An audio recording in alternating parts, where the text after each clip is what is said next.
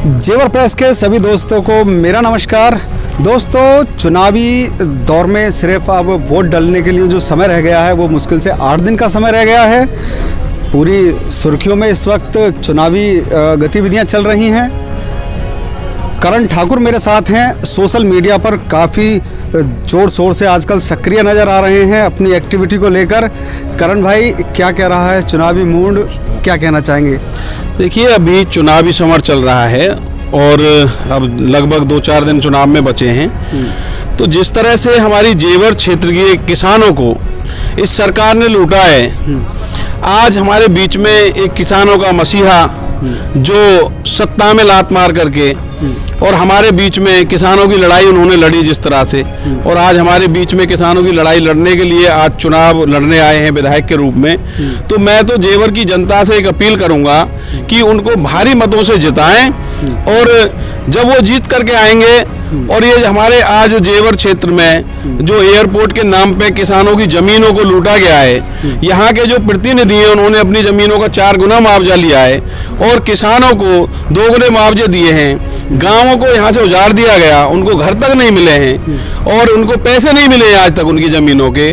किसान चक्कर काट रहे हैं, उनकी व्यवस्था, वहाँ पानी की व्यवस्था नहीं है, बिजली की व्यवस्था नहीं है। आज आप जाएंगे गाँवों में, चले जाइए, बहुत सारे गाँवों में रास्ते इतने खराब हैं, कीचड़ भरे पड़े हैं। हमारा एक बहुत बड़ा गांव मिर्जापुर है, आप जाएंगे किसी भी चारों तरफ से गांव में घुसने का रास्ता नहीं है। तो इस तरह की बहुत सारी समस्याएं हैं और अवतार सिंह भड़ाना ये किसानों के बड़े लीडर हैं, वो हमारे आज यहाँ जेवर विधानसभा से चुनाव लड़ रहे हैं। निश्चित रूप से वो जीत कर आएंगे और इन सारी समस्याओं को जड़ से खत्म करने का काम करेंगे।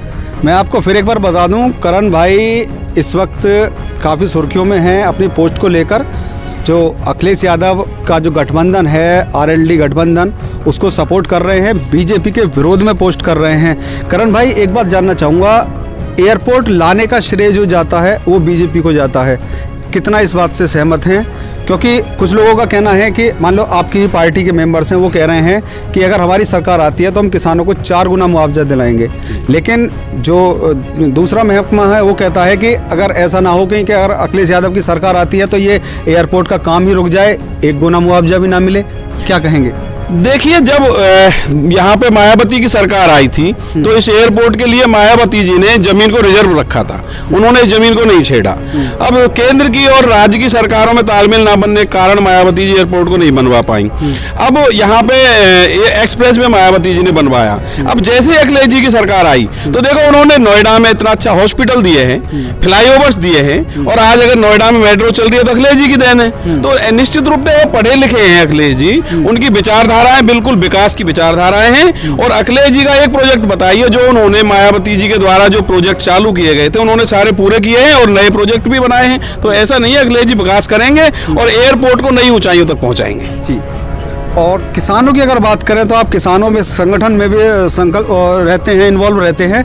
किसानों का क्या मूड देख के चल रहे हैं क्षेत्र? मैंने भी कुछ किसानों से बात की, कलूपुरा जौनचाना साइड में किसान थे, गन्ने के किसान थे, उनका कहना है कि हम बीजेपी के साथ जाएंगे। आप कह रहे हैं कि किसानों का शोषण हुआ है, कैसे देखेंगे?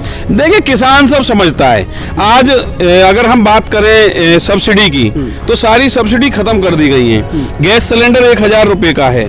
खाद का जो आता था किसान के लिए 50 किलो का कट्टा आता था, आज 45 किलो का इन्होंने चोरी की है। खाद में भी 45 किलो खाद मिलता है और उसकी कीमतें 2 गुनी हो गई हैं। अगर कीटनाशक की बात करें तो 4-4 गुनी कीमतों पे कीटनाशक किसान को मिल रहा है। अगर उसकी फसल की बात करें तो एमएसपी एकमात्र नाम के लिए है, एमएसपी पे कोई अनाज नहीं बिकता है किसान का, वो उनको औने पौने दामों में व्यापारी खरीदते हैं और किसानों को लूटा जाता है। तो किसान निश्चित रूप से पूरा हमारा यहाँ जाट बाहुल सीट है, राजपूत बाहुल है और पंडित भी हैं, यहाँ गुजर भाई भी हैं। तो सारा एक तरफा अवतार भड़ाना जी के साथ, गठबंधन के साथ खड़ा है और निश्चित रूप से बहुत भारी मतों से वो जीतने जा रहे हैं। अच्छा करण भाई, एक बात और जानना चाहूँगा कि आप पहले बीजेपी के साथ रहे हैं, एक साथ ये हृदय परिवर्तन कैसे हुआ जो आप आज अवतार सिंह भड़ाना के लिए कंपेनिंग कर रहे हैं? नहीं, मैं बीजेपी के साथ काफी समय रहा हूँ। बीजेपी की नीतियों से मैं नाराज हूँ। जो इन्होंने किसानों को लूटने का काम बीजेपी शासन में हुआ है और उन्होंने उनके जो प्रतिनिधि हैं यहाँ पे, उन्होंने पुलिस यहाँ की जो लोकल यहाँ के हमारे निवासी हैं उनके साथ जो अत्याचार किए हैं, उनके साथ जो प्रताड़नाएं हुई हैं, जो यहाँ की जनता ने झेला है, उसका जवाब, उसका खामियाजा बीजेपी को भी भुगतना पड़ेगा और यहाँ के प्रत्याशी को भी भुगतना पड़ेगा। हमारे किसान नेता अवतार भड़ाना जी बहुत भारी बहुमत से जीतने जा रहे हैं और हम मिलेंगे आपको 10 तारीख के बाद और जश्न मनाएंगे। करण भाई, एक सवाल और, पैरासूट लैंडिंग कही जा रही है अवतार भड़ाना जी की, 15 दिन के अंदर अंदर आकर चुनाव कैसे जीत पाएंगे? नहीं, पैरासूट कहाँ है? मेरा खेत है यहाँ पे, हरियाणा बॉर्डर पे, उधर उनका घर है, इधर मेरा खेत है। हाँ। तो ऐसा नहीं है, पड़ोसी हैं, रिश्तेदारियां हैं। और पैरासूट तो ये तो एक चुनावी स्टंट लोगों का, बीजेपी का एक बिल्कुल की बेकार की बातें हैं। वो हमारे भाई भी और रिश्तेदार भी हैं, वो हमारे बीच रहेंगे। उनका घर भी है नोएडा में, जेवर में उनका घर है।